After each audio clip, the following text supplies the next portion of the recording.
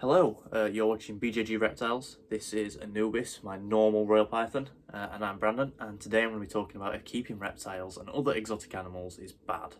Now, first things first, no, it's not, otherwise you wouldn't see me with an exotic animal around my neck, would you?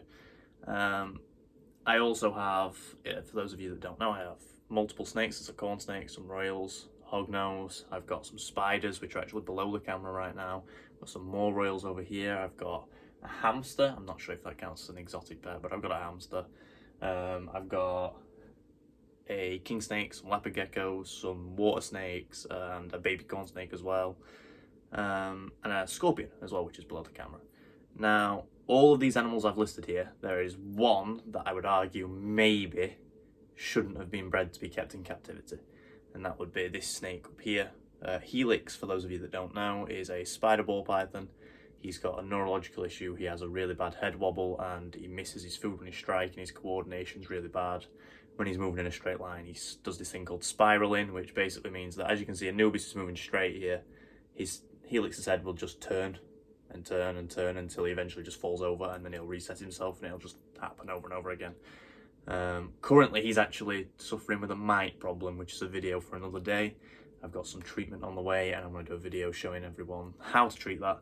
He actually has brought that into the collection, and I was stupid enough to put him up there because I did a quick check over. I didn't see anything, so now my big corn snake here has been affected. Thankfully, neither of these two animals down here have been affected. Again, for another video, I'm going on a tangent. So keeping reptiles especially is not bad. Now, breeding certain reptiles, as I've just stated, could be determined as bad. But if you are keeping them appropriately with the correct temperatures, the correct heat gradients, the correct humidity, in the correct size enclosures, the correct substrate and the correct heat emitters, and make sure that all your heat emitters are connected to the thermostat, etc, etc. No, I think it's completely okay to keep reptiles. I understand that there are some people that don't understand that these animals actually do have a better life in captivity than they do in the wild in most cases.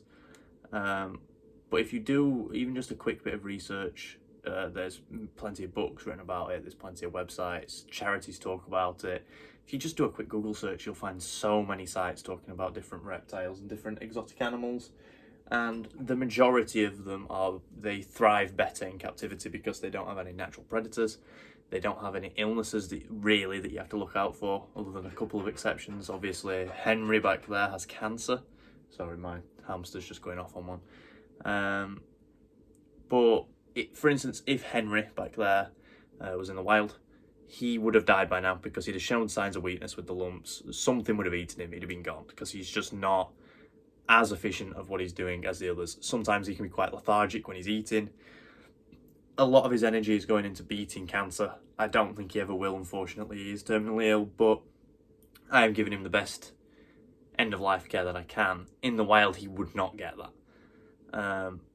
The same for a healthy animal, for instance. This is, like I said, not a very big ball python. It's a pretty average size male. And if he was in the wild, there's a very large chance that he could be picked off by something.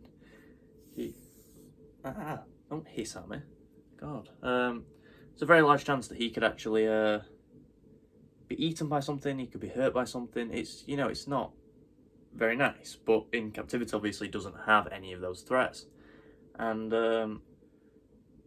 I think that is number one, the reason why reptiles are okay to be kept in captivity, as long as it's done appropriately.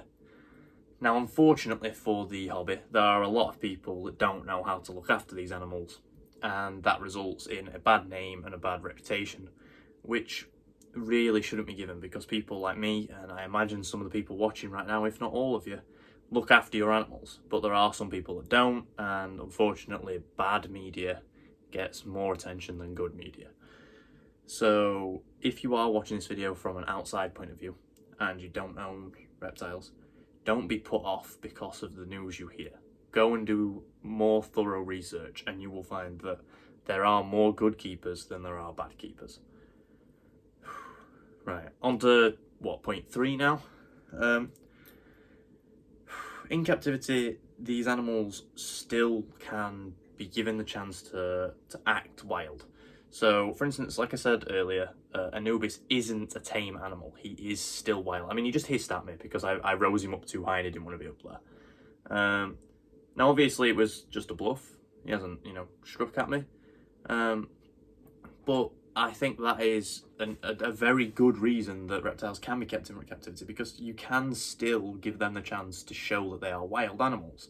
If you give them a large enough enclosure, enough enrichment, they will do the things that they do in the wild. Especially with things like geckos, you can give them obviously locusts and let them hunt, or mealworms in a dish and watch them actually hunt for them. Now, I say that, but leopard geckos are probably one of the closest animals to being domesticated out of the reptiles. So maybe I'll go with like a skink or something. But the same goes for them, you'll see them foraging, burrowing, everything that they do in the wild.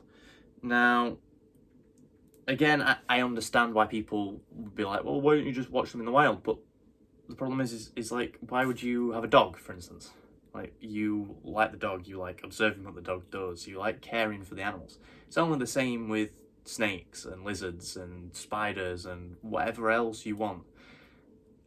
We like caring for them, we like observing them. This animal I would never get to see in the wild ever, but I've got several of them in my house and I can view them whenever I want. I can feed them. I feed all my royals once a week. I change their waters. I can redo their enclosure so that I get to see them explore it all over again. It's entertaining for me, but also good for this animal, because this animal is being taken care of. Even if it is an apex predator, in the wild it just wouldn't have all of that. And I don't think people understand why we have such a fascination with these animals, and it is very hard to get that point through. But yeah, you're getting my point. Like, these animals are okay in captivity. They're not, it's not cruel to keep them in captivity as long as you do everything correctly.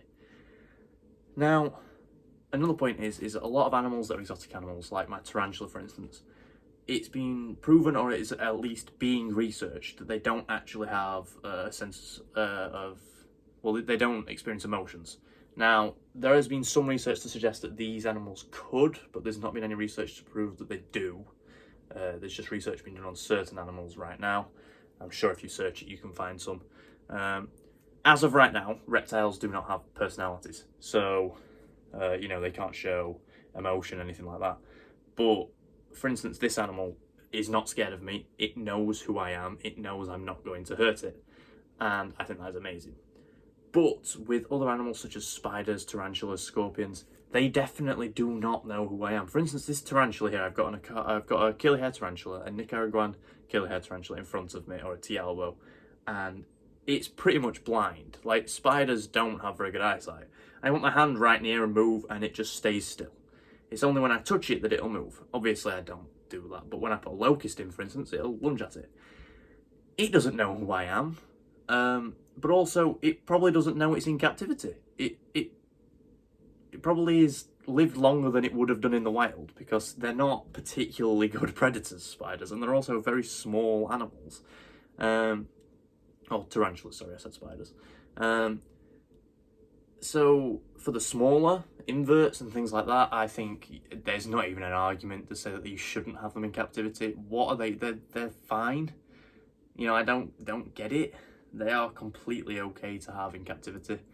I would get a point for a bigger animal, bigger than a royal, for instance, a retic or a berm, if you've not got the facilities. For instance, like, this room would probably be like the bare minimum for a fully grown mainland retic. Maybe you won't need to go as high, but like lengthwise, like, it's the retic could genuinely get longer than this room. And that's why I don't have a big animal in here, because I just don't have the space. But again, if you can keep that animal in a big enough enclosure with enough enrichment and look after it well, there shouldn't be a reason you can't have that animal. But what I would say to put in place is maybe a licensing for bigger animals, or rather than a licensing, just a proof of enclosure and a proper proof where someone actually has to come out and check. Because it is cruel to keep the bigger animals in something that's so small and tight. Now, obviously, I've actually got a rack for ball pythons, but they're all 3 foot long at least.